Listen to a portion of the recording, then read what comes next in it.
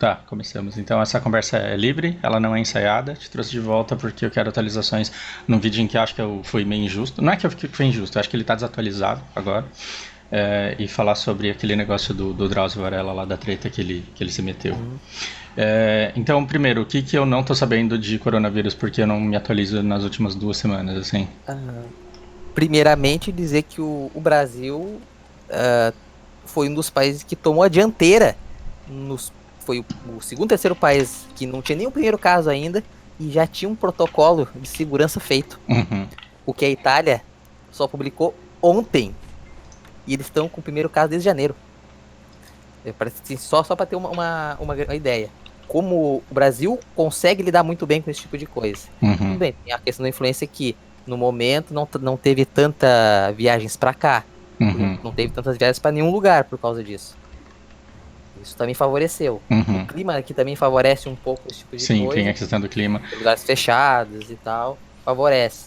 Mas ainda assim, o Brasil também foi o primeiro país a fazer um sequenciamento local. E o sequenciamento do vírus faz muita diferença. Porque tu consegue imaginar e projetar a gravidade que ele se tornará numa epidemia local com isso. E temos o exemplo maior, como os Estados Unidos é a maior bagunça do mundo na questão de saúde. Eu queria, assim, cortar, porque eu acho que as pessoas que elas quiserem pesquisar assim, a importância da participação do Brasil aí nesse cenário internacional, elas vão encontrar. Mas olha que engraçado o funcionamento do nosso cérebro. A gente pode ter uma visão pessimista ou otimista das coisas no nosso país. E dá a impressão que quando a gente tem uma visão pessimista, a gente só procura pelas notícias ruins que confirmam aquelas nossas expectativas de que tudo é uma merda mesmo. E quando vem uma notícia muito boa, a gente está tão calejado com o pessimismo que a gente tende a não dar valor a esse feito ou a não se importar com isso como se ela não fosse o suficiente para transformar o nosso país num lugar bom. Então eu acho que para a gente entender o que foi o que o Brasil fez, com o coronavírus, primeiro a gente tem que se abrir mão um pouco dessa visão pessimista para conseguir ter calma para analisar o que aconteceu de verdade. Sim, uh, o sequenciamento ele é importante. O sequenciamento gênico é para saber qual é o rumo que o vírus vai tomar. Uhum, Qual é o tipo de modificação que ele está tendo, uhum, porque o vírus que está no Brasil, aparentemente, ainda, até os 25 casos que estão atualizados, inclusive 1 hora atrás foi atualizado, 25 casos, nenhuma morte, nenhum caso grave ainda, uhum. só isolamento dentro de casa no momento. E o Brasil tem muitos casos a ser suspeitos, mas está saindo resultado em 48 horas. Uhum. Mais rápido do que a Coreia do Sul, inclusive. Tá sendo mais rápido. Qual a importância do SUS e da pesquisa de base nisso? De base nisso é porque o SUS, como ele já tem um modelo preparado pelas experiências dos outros países em tentar fazer isso, ele cortou o caminho e pegou os melhores protocolos e adaptou para cá. Porque o SUS, todos eles, toda a área do SUS é financiado pela pesquisa de base. Uhum. A IBSER, que é a estatal que controla e gerencia os hospitais do SUS, as UPAs, os postos de saúde, todos eles são vinculados ao Ministério da Educação, não ao Ministério da Saúde. Uhum. O Ministério da Saúde só gera os protocolos. Isso traz agilidade, Uhum. porque tu coloca a pesquisa de base dentro dos hospitais e tu recebe de volta pesquisas epidemiológicas diárias. Uhum. Isso torna base para tudo. Então a gente cortou o caminho do descobrimento para já começar a pensar quando chegar aqui como fazer a solução. Isso na minha visão bitolada do mundo, porque eu acho que eu tô ficando meio bitolado nessa minha febre de querer encontrar polarização em tudo, como manobra de controle mesmo. É engraçado, porque o SUS é um sistema que veio para salvar, porque o antigo INAPS ele não tratava simplesmente alguém que não estivesse trabalhando. E ele é insuficiente porque os recursos que ele recebe não são suficientes para atender todo mundo que fica doente, porque tem muito doente. Mas a estrutura dele em si, ela é uma estrutura muito boa com os recursos que ela tem. Então, mas como a gente precisa do mundo polarizado, um lado brigando com o outro, parece que você tem um lado querendo defender o SUS e o outro dizendo que o SUS não presta. E o que você diz para uma pessoa que fala que o SUS não presta e que ele deveria acabar? Assim, isso merecia um vídeo só disso, mas uma resposta curta, como que você responderia isso? Para começar, que o SUS tem muitos problemas, Uhum, porque o SUS falha muito nos exames de especialistas. Por uhum, exemplo, eu preciso de um especialista numa doença genética neurológico. Uhum. Aí vai demorar muito pra tu conseguir. Uhum. E é poucos profissionais de verdade, essa que é a verdade. Não é Uhum. porque não tem, porque não tem, gente, sabe? Demora 25 anos pra formar um médico cirurgião neurologista. Uhum. Não é tempo hábil. Começar que o SUS começou na Constituição de 88, né? Uhum. Então, é muito cedo ainda pra esse tipo de coisa. Sim. Ter uma qualidade melhor especialista. Só que o Brasil pegou um exemplo que o sistema do SUS é baseado mais ou menos parecido no sistema de saúde da Alemanha Oriental e da Rússia. Isso é verdade. Só que o Brasil fez uma adaptação que ele vinculou com as universidades o sistema de saúde e ele foi um pouquinho com uma ideia inovadora que daí o pessoal pode colocar o defeito que for nele, eu discordo de toda a visão política que ele tem, mas o Enéas cantou essa pedra em 70 e alguma coisa. Que hospitais é para casos graves. Postinhos que deve ser o filtro. Uhum. E o postinho é muito barato de fazer. Uhum. Porque tu consegue colocar 2 médicos e 2 enfermeiros e tu consegue manter o postinho de um bairro inteiro. E tu consegue filtrar aquilo que estaria lotado no hospital de gente escorrendo ranho. Ou só pegando uma receita. Só pegar uma receita para um remédio de pressão. Sim. Então não entra tudo pro hospital de uma vez só. Você me falou filtrando. Isso, e é claro que a visão para a saúde é perfeita, mas eu penso no Japão que eles aplicam esse conceito na segurança, assim. Então eles colocam um policial morando em cada determinada região, e ali é o Koban, e o cara mora lá e ele atende, ele cuida e ele patrulha e ele fiscaliza aquele pessoal. Então ele conhece muito as pessoas que moram naquela região. Então ele consegue colaborar com toda a estrutura da polícia para identificar um eventual suspeito e ver qualquer coisa suspeita acontecendo naquele pedaço onde ele está. Isso faz o trabalho investigativo muito mais rico quando você chega na delegacia para tratar o caso. É uma coisa que não tem nada a ver com a outra, mas sim, a OBS, os médicos eles acabam conhecendo a comunidade que está ali em volta e eles dão um tratamento mais especializado e mais rápido também para pessoas que eles conhecem, né? A ideia dos postinhos e a UPA como sendo um mediador entre o postinho e o hospital para pegar casos de emergência e o deixando o hospital para a parte clínica mais grave, UTIs, clínicas médicas. O hospital também tem a rede de urgência e emergência, só que as UPAs estão começando a fazer mais trabalho e começou a desafogar um pouco mais o hospital. E a UPA também é relativamente mais barato de fazer, por isso que é mais fácil construir mais UPAs do que fazer mais hospitais. A diferença é que o hospital ele tem um bloco cirúrgico, essa que é a diferença. Então, o que a UPA vai fazer? Vai deixar o paciente estável o suficiente para ir para o hospital e economizar o tempo e uma equipe só para deixar a pessoa estável dentro do hospital e ir para a cirurgia. Economiza tempo, economiza gente para fazer isso. Isso é uma ideia que foi muito inteligente. Isso é uma coisa que o Brasil colocou em prática e, diga-se de passagem, nos jogos os últimos jogos de futebol que teve aí, eu não acompanho futebol, mas que teve no Reino Unido, o time de futebol que era da cidade ali, o principal, acho que era o Liverpool, não me engano, acho que era o Liverpool, sim. Que ele veio com uma faixa com um sistema de saúde britânico, que é muito parecido com o do Brasil, praticamente só muda o nome. Diferente é que a área da radiologia é paga lá, eles pagam o exame de radiologia, mas o resto é a população tem todo o acesso, igual o SUS daqui. E eles homenageando o sistema de saúde pelos dados publicados, as pessoas atendidas, os casos resolvidos, enquanto no Brasil só tem a mais de reclamação porque tu chega no hospital e vê uma pessoa na maca no chão. Sim. Mas esquece das outras 200, 300 pessoas que estão dentro dos quartos nos hospitais, estão tendo atendimento. E lembra que cada leito de UTI custa em torno de R$10 mil por dia. Então, voltando para aquele ponto que eu falei que eu estou bitolado nesse negócio de apontar constantemente essa polarização que existe, o discurso ele deveria ser rico no sentido de nós temos recursos X e estamos aplicando da forma Y, e a gente deveria defender o SUS e discutir profundamente como melhorá-lo e torná-lo mais eficiente, e não tentar combater, porque quando você escuta a polarização, você tem, assim, parece que um lado defendendo e outro lado atacando, e são discussões improdutivas e que não tem razão de ser, e elas simplesmente não têm razão de ser. E o único motivo que eu vejo das pessoas atacarem ostensivamente o SUS é porque elas querem causar nas pessoas um desespero por uma mudança, e essa mudança supostamente ela vem com o salvador que vai ser eleito na próxima eleição. Por isso que é bom essa constante insatisfação da população com tudo. Então a gente fecha os olhos a todas as coisas boas que o SUS oferece para a sociedade, porque a gente precisa estar insatisfeito naquilo que ele é insuficiente, ele é mesmo insuficiente em muitas coisas, por quê? Porque eu gero essa insatisfação para na próxima eleição eu vir como o salvador. Então, como você tem um partido na situação e você tem muitos querendo ocupar aquele espaço, você vai ter muita gente atacando esse sistema e pouca gente interessada e ganhando em defender isso. E isso me exaspera.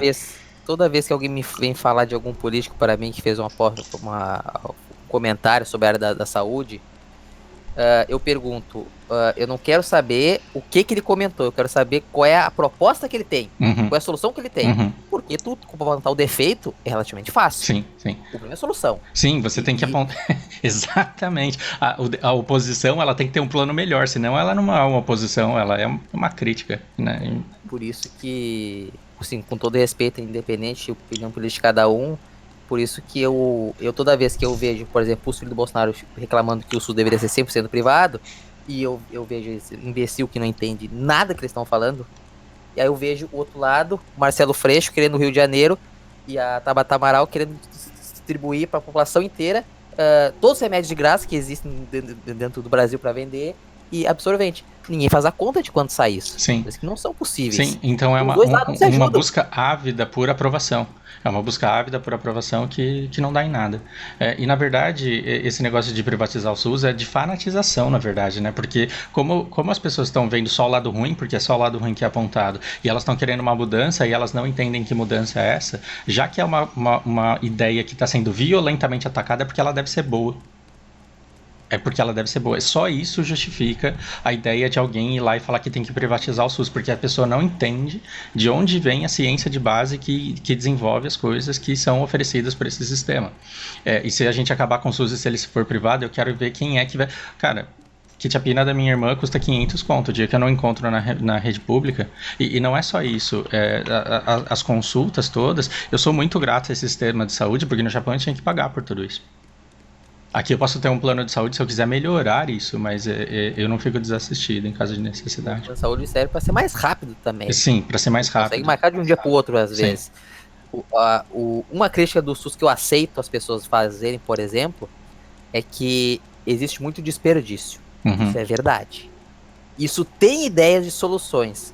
O problema é que ninguém está muito disposto a fazer, porque tu dar soluções para coisas simples, por exemplo, reaproveitação de maca, a licitação, que é a empresa, que é do vereador que faz a licitação, não vai fechar, né? Não vai ser legal.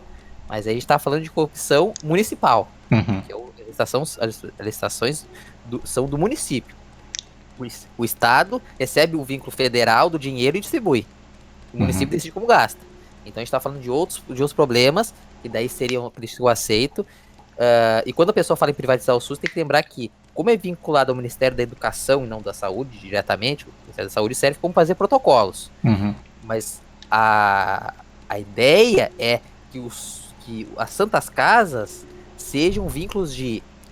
As pessoas estudam ali, os médicos atendam as pessoas, ensinem os novos alunos, como a retribuição social, o governo está pagando aquilo dali, e atenda as pessoas do jeito que dá. E eu até acho que o SUS até faz muito bem, na grande maioria das vezes. Com os recursos que tem, né? E não tem como ser 100% em nenhum lugar do mundo, porque não funciona em nenhum lugar do mundo. Por isso que hoje em dia, inclusive, um dos pontos fortes, talvez no governo atual, e no governo passado, sem ser o do Temer, que tem aquele transição, tirando aquele transição ali, é que o Ministério da Saúde atualmente é um pouco mais fora da política e mais atuante dentro da área da saúde. Enquanto o outro era mais atuante na política e fora da área da saúde. Então, isso era uma crítica que eu tinha desde que eu era PT da faculdade, por causa que estava se tornando um movimento muito mais político do que realmente saúde. Hoje deu uma diluída nisso. Isso é característica do próprio ministro da saúde. Ele é um cara mais discreto, ele abre as redes sociais, hoje em dia o Instagram do Ministério da Saúde, faz publicação cada 5 minutos de vários tipos de doenças, de vários tipos de prevenção, e o SUS está começando a investir mais nos últimos 3, 4 anos. Começou com o governo Temer ali, que o Drauzio vem desde o final dos anos 80 avisando isso, que tem que começar a pensar na prevenção, que é mais barato. Sim. O SUS tá começando a fazer vários protocolos, tem o PID, tem o Mais em Casa, que atendem as pessoas em casa com um grupo de estagiários e enfermeiros que faz os primeiros atendimentos em casa, por exemplo, para não precisar aquele paciente com HIV tá dentro da UTI, Cara, correndo o risco de ter mais algumas doenças. Atende ele em casa, é mais barato. você me lembrou assim de uns modelos que eu vi em Mogi, a saúde é móvel, ela visita as comunidades e trata na casa, uma equipezinha ali, e identifica aqueles que realmente precisam ir para o posto, para o hospital. E você me lembrou também, assim, algumas pessoas que eu conheço que trabalham em grandes consultorias do país e que identificam o Brasil como um grande, com grande potencial de fomentação de projetos lucrativos no sentido de trabalhar na área da saúde, desenvolver na área da saúde projetos que trabalham na prevenção e não no tratamento, porque todo o nosso sistema, tanto público quanto privado, eles são somente focados no tratamento, enquanto que você deveria ter, do mesmo jeito que no seguro do seu carro, quando você não bate, você ganha um bônus, você deveria ter um acompanhamento médico que poderia te fazer ganhar pontos caso você tenha um estilo de vida saudável e caso você se oriente no sentido de tomar conta da sua própria saúde. Isso eu achei sensacional. Cara, esses vídeos, esse papo aqui que a gente faz, cada tema que a gente aborda, acho que dá pra desenrolar uma hora sobre eles. Mas como eu não tenho muito tempo, eu ainda queria, e não deixa de estar ligado com o negócio da saúde, aquela coisa sensacionalista, mal feita, que foi feita na televisão e que está sendo usada de combustível para essa desgraça dessa polarização que eu tô bitolado em falar dela. Eu queria dizer o seguinte, você como profissional da saúde, eu como uma irmã aqui que tem um transtorno mental, por que linchar uma pessoa em praça pública, por que atacar uma pessoa que cometeu um crime hediondo não vai diminuir a incidência desses casos na nossa população? Especificamente nos casos em distúrbios mentais, principalmente pedofilia, psicopatia, esse tipo de coisa, não tem cura, não vai fazer diferença tu linchar ela ou vitimizar ela. Não vai ajudar. A questão é o quê?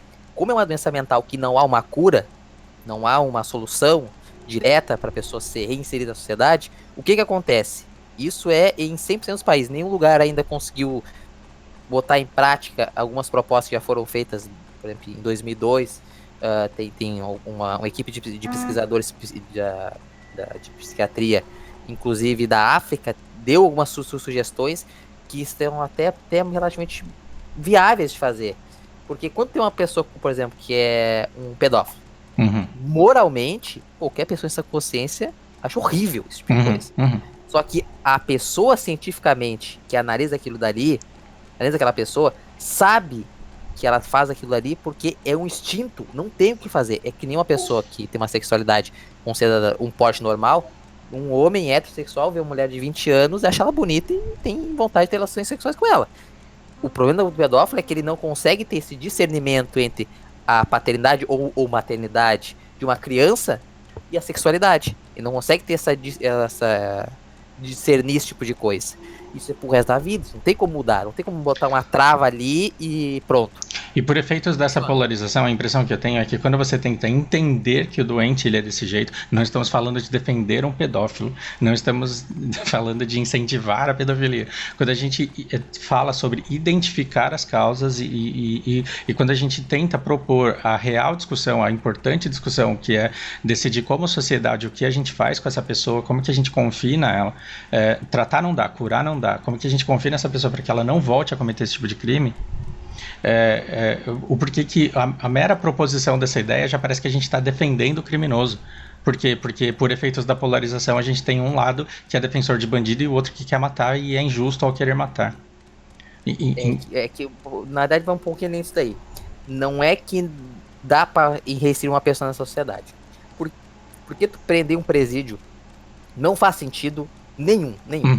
Primeira coisa, pedófilos, no caso de pedofilia, as pessoas ainda constituem sentimentos. O que tu acaba acarretando? O pedófilo, você vai pra cadeia, passa inúmeras situações lá dentro, inúmeras, não dá nem pra imaginar. Ele vai sair daqui a 30 anos. O que vai acontecer? Ele vai sair, além com a intenção e o desejo de pedofilia, ele vai ser com raiva, com ódio. E ele vai ser muito mais propício a fazer coisas muito mais cruéis. Muito mais perigoso, porque ele tá tão calejado de dor que ele não vê problema em causá-la. Sim. E a reincidência nesses casos é quase 100%. Isso não faz sentido botar em um presídio. E vamos lembrar que, vamos ser sinceros, a psicopatia, a gente julga ali mais ou menos que seja 0,7% da população mundial. Uhum. A gente julga ali que seja essa média. Provavelmente é menos. Uhum. Só que as últimas margens que eu vi estavam entre 0,7. Pedofilia é menos, metade do que isso provavelmente. 0,2 talvez seja. E tem que lembrar quantas das pessoas que fazem algum crime. Uhum. Aí já é outra margem. Então, o número de pedófilos ele é imensamente maior do que os abusadores, porque você tem pedófilos que conseguem retrair os seus instintos, né, os seus impulsos. Por quê? Porque eles têm moral, né, eles têm um instinto, mas eles têm moral. Eu tenho amigos pessoais meu que a gente faz piada com ele, até porque ele não pode ver uma menina novinha que ele baba. E ele fala, nossa, que coisa errada essa menina andar com essa roupa. E vira piada porque a gente sabe que ali tem desejo, mas ali não tem coragem e tem moral. Ali tem moral e tem respeito. Então a gente conhece a pessoa e sabe que ela nunca vai dar vazão a esse desejo dela. Ou seja, o número de pedófilos é muito maior, mas muito maior que o de abusadores. E aqueles abusadores, eles têm que ser punidos, sim, eles têm que ser mantidos fora da sociedade. A melhor ideia possível até agora é o quê? É a internação em hospitais psiquiátricos. Uhum. Inclusive até para fim de pesquisa, para entender, inclusive, aprender como identificar melhor.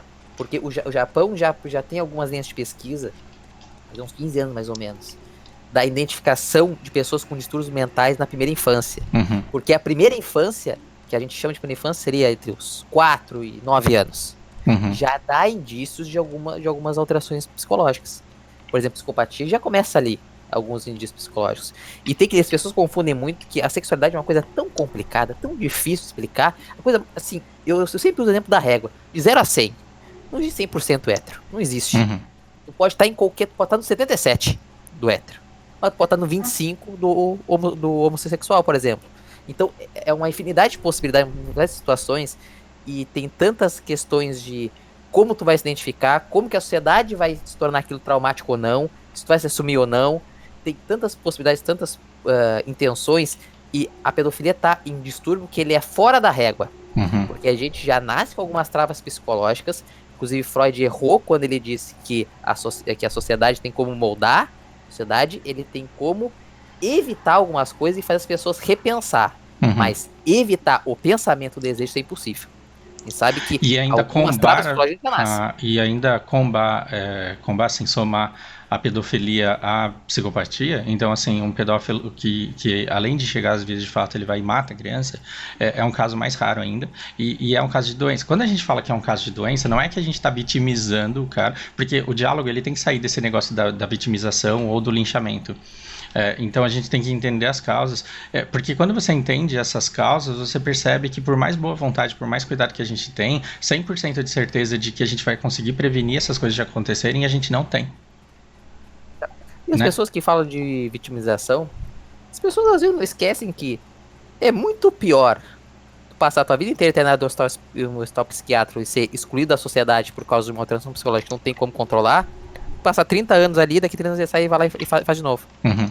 É muito pior o hospital psiquiátrico, é uma punição muito maior. Eu Sim. não entendo que as pessoas ficam irritadas com isso. Assim, é uma dicotomia na minha cabeça que não funciona, que eu não consigo entender porque as pessoas acham pior a pessoa ficar 30 anos presa e sair fazer de novo, porque isso vai acontecer, provavelmente acontece, é o que é recorrente acontecer, do que a pessoa ter um hospital psiquiátrico que dá pra ter um em cada estado, é o suficiente. Não vai entupir 500 mil pessoas, né? Não vai, é matematicamente impossível. Acredita-se que, né, então acho que o cidadão como ele acredita que se você tiver um hospital psiquiátrico, todo mundo vai começar a alegar que é doente para quê? Para fugir da prisão. E isso não acontece, porque ele estaria trocando a prisão por uma prisão perpétua, dentro de uma casa de internação para doentes, e também porque os profissionais dessa área eles não são estúpidos ao ponto de caírem na lábia de qualquer um que chega dizendo que é doente. Não, sim, tem toda uma clínica envolvida nisso daí, tem exames, inclusive, especializados que dão diagnósticos precisos. A psicopatia. A psicopatia são dois tipos. A psicopatia clássica é uma alteração anatômica do cérebro, que é a ausência parcial ou completa da amígdala cerebral, que é responsável pela descarga inicial de emoções primordiais. E tem psicopatia secundária, está relacionado sim com criação, mas consegue uma diferença clássica entre as duas, que é aquele que nasce com a psicopatia, ele é muito mais cruel e tem muito mais dificuldade de lidar na sociedade. Aquele que adquire aquilo dali pelas experiências de vida, ele é muito mais associativo, ele consegue ser mais social. Então, inclusive, esse é mais difícil de tu evidenciar. São nomes de pessoas até que têm sucesso em trabalho, principalmente. Sim, você tem muitos psicopatas em cargos de gestão, sim, né? Isso virou um tema da cultura pop, porque em parte tem um fundo de verdade, relacionado ao segundo tipo, que é muito mais difícil que o primeiro. O primeiro é mais comum, inclusive. Só que não tem financiamento suficiente para fazer uma tomografia computadorizada em cada bebê que nascer. Não tem sentido fazer isso. Não é viável financeiramente. E outra coisa, uma coisa que eu falo pro meu pai, que tem um pai que é internado por uso de drogas, né? E eu sempre falo para ele o seguinte, que a pessoa que entra em um hospital psiquiatra, tu sabe que ela tem uma alteração mental grave quando ela quer sair de lá. A pessoa que é normal, a pessoa que é normal quer morar lá pro resto da vida. A pessoa que tem uma alteração mental quer sair de lá o mais rápido possível. Então, muita gente tenta entrar em um hospital psiquiátrico porque acredita ser mais próximo de um hotel. Porque tu tem refeições, 4 refeições no dia, tu tem passeio e banho de sol, tu tem até internet, dependendo do lugar. Então, é uma coisa confortável para algumas pessoas que têm dificuldade emocionais. É confortável. Agora, para quem tem uma alteração mental de verdade, não quer ficar lá, mas nem pagando. Então, tu consegue ver essa diferença. Por isso que não entupir esses lugares com um monte de gente dizendo que tem doença. Não é verdade. Então, basicamente, o que é porque eu fiz um vídeo e eu tinha acabado de acordar e eu fiquei puto quando eu li os comentários do antagonista, que eu achei uma idiotice sem tamanho, porque fizeram essa reportagem e tal, e o assunto ele desviou completamente para a moral do Drauzio, se ele é esquerdista ou não, se ele defende bandido ou não, se ele defende trans ou não, e se ele é a favor do estupro de crianças. E por que isso está sendo feito? Porque a gente tem, nesses cenários de polarização, a necessidade de demonizar a oposição, de criar um inimigo para bater. E agora, esse inimigo é a Globo. Então, não estou querendo falar a gente não está aqui para falar dos princípios e dos interesses da Globo, mas atacar a Globo, atacar a Folha, tem sido uma arma para conseguir gestão, para conseguir poder político e sossego para governar. E nisso você pega uma discussão que não deveria existir, uma discussão que não deveria existir, e coloca toda a força, todo o ímpeto da sociedade nessa, como se ao linchar o estuprador você fosse manter a moral e os bons costumes e a segurança das crianças, e você precisa ter ódio, ter raiva e precisa bater, espancar para que a nossa sociedade seja mais segura, e o outro lado tentando humanizar a coisa. E assim, a troco de quê? Então, o que é que resolve no nosso sistema de saúde, na nossa sociedade, o Drauzio ser bom ou ser ruim? Né? Absolutamente nada. E é isso que me exaspera, é ver essas pessoas tentando moralizar um crime hediondo que acontece por consequência de doença, é que me exaspera. Então, assim, outra coisa, a gente pode encontrar também um paralelo muito claro no feminismo extremista. Então esse negócio de que todo homem é um estuprador em potencial, então ele tem que ser tratado como tal, isso não procede, porque assim, da mesma forma que você tem esse cara aí, esse trans, você tem homens com ímpeto sexual com uma moral que suprime os instintos que ele tem, e mesmo entre os homens, ceder a esse instinto é extremamente mal visto, e essas pessoas são linchadas, espancadas, elas sofrem na prisão. Então dizer que todo homem quer estuprar é uma mentira, e isso só serve para separar as coisas e tornar a solução ainda mais difícil. Como se, de um ponto de vista extremista, a educação social, se você votar num determinado político que vai tomar as rédeas da educação e do controle dos bons costumes e do bom comportamento, fosse acabar com os casos de estupro no país, mas os estupros eles não acontecem por falha na educação dos homens. Tô falando muita besteira? O que você tem a me dizer sobre isso? Não, o rumo é por aí. Só que o pessoal esquece, às vezes, quando trabalha na área da saúde, a tua moral tem que ser um pouco mais branda. Porque, assim, até o pessoal falando do Drauzio ali, da questão que ele fez uma vitimização, ou passou um pano ali, não sei o quê. Então as pessoas podem fazer o mesmo pra mim. Porque quarta passada, eu atendi um pessoal que foi assaltado, e o policial tomou 7 tiros. Eu não precisava salvar ele. Ele morreu na mesa de raio-x. Não deu tempo. E o bandido tomou 2. Depois que eu saí e atendi o policial que morreu na mesa, eu tive que ir lá cuidar do cara que deu 7 tiros no policial. E aí, Eu sabia. É diferente do Drauzio. Eu vou um pouquinho além. Uhum. Eu sabia. Agora, eu tomo os 2 tiros. Se eu me negar a atender ele, eu perco o emprego. Uhum. Não, eu não posso ser tão seletivo que nem as pessoas querem que as pessoas da área de saúde seja. Não dá pra ser. Então, mesmo que ele soubesse, o objetivo que o Drauzio tem de ir na mídia e usar o maior canal de mídia do Brasil é mostrar que o debate tem que ser num ponto diferente. Uhum. Eu acho que o que ficou mal naquela entrevista ali é a edição de roteiro de reportagem ficou ruim. Isso é verdade. Não ficou bem feito. Isso não é a primeira vez que acontece. Aquela vez do que ele fez aquele mini documentário do Carandiru, também deu a entender várias coisas erradas ali. Inclusive, ele escreveu um livro depois sobre isso daí. Inclusive, que ele até faz alguns pontos de crítica. Falando sobre os mal entendidos. Sim. No fim, ele sempre sai maior. Mas eu não acho que seja uma estratégia. Eu acho que a Globo ela faz o que ela precisa fazer para que o caso ganhe relevância que precisa, para ela pagar os boletos dela e para ela cumprir com os propósitos dela. E o Drauzio, ele tem a verdade. Então, como a intenção dele é boa e como ele tem a verdade e o ponto dele é defensável, ele sempre consegue se explicar e sai maior do que ele entrou. O Drauzio defende muito a questão da prevenção desde antes de existir o SUS. Essa que é a verdade, ele vem muito antes disso. Isso é uma ideia que vem importada, inclusive, dos países da Europa. E os países da Europa, não todos os mais famosos, tipo Alemanha e Itália, não estou falando disso. São países daquela região mais báltica, ali entre a parte mais baixa ali, do leste europeu. Os países que são hoje majoritariamente muito mais ricos, o pessoal às vezes não lembra. Estônia, Eslovênia, os países dos Balcãs ali, são países que a média de renda per capita é 250 mil euros por ano, a média. Então são países muito ricos, que todos eles investem muito em prevenção, inclusive por isso que eles têm sistemas privados de saúde, porque quase não utilizam, porque tem uma questão cultural envolvida ali, da prevenção, e ele vem desde essa época falando de questão de prevenção, como o Brasil, Estados Unidos, os grandes países da Europa, por exemplo, Itália, França, Espanha, trabalham no tratamento, que é muito mais trabalhoso, muito mais caro e tem mais taxa de erro.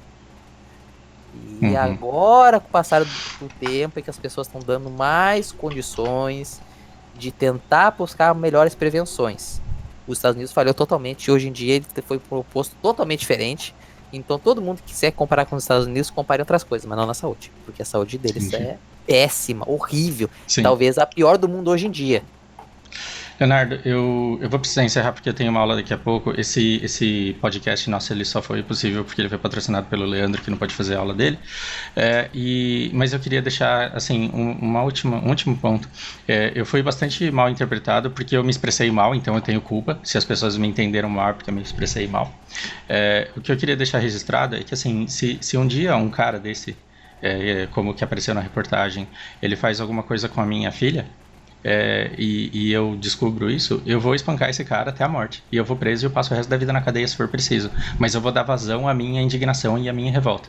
Só que aí existe uma diferença entre Fausto, pessoa física que supostamente, que hipoteticamente passou por essa situação, e eu tentando analisar uma situação maior de como a sociedade, nós como sociedade, né? Nós como sociedade devemos tratar esse tipo de crime hediondo e não é com perdão e não é com amor jogando de volta na rua, mas tratar isso como algo que pode ser prevenido em pequena medida, mas nunca vai ser prevenido completamente, e que um caso pontual desse de crime hediondo, ele não pode ser usado para pautar toda uma discussão de que situação e de que governo é que deveria estar no poder para prevenir ou para validar esse tipo de acontecimento. Isso não tem o menor cabimento, isso é esquizofrênico. Pensar isso, para mim, não faz o menor sentido. Agora, por que é impossível acabar praticamente impossível acabar com esse tipo de coisa? Porque se você não consegue, mesmo que você consiga identificar esses transtornos, como é que você vai prender uma pessoa antes dela cometer o crime? Então, assim, como que a gente faz para impedir que essas primeiras crianças, as primeiras vítimas desses psicopatas, desses doentes, o máximo que a gente pode fazer é ficar perto das nossas crianças, mas não tem muito mais que a gente possa fazer para que essa psicopatia se manifeste. Não sei se eu estou dando o nome certo à coisa. Assim, né? Se não for coloquial, não tem problema usar. É que assim, o pessoal tem que separar a ética aristotélica de atitude social de código moral. Uhum, Não é porque a gente está discutindo possíveis soluções para melhoramento da sociedade que eu, moralmente, vou aceitar isso. uhum, Se fosse comigo, aconteceria a mesma coisa no teu caso. Eu ia uhum, matar o cara. E acontece. Fazer o quê? Mas não é por isso que eu não deva tentar procurar soluções e me questionar e saber que eu tô errado em certa medida também. uhum. Eu sei disso. Não muda o fato disso. E o que mais me entristece é que a gente poderia até ficar horas debatendo o caso do cara lá, mas isso não deveria ser usado de combustível para alimentar essa polarização, como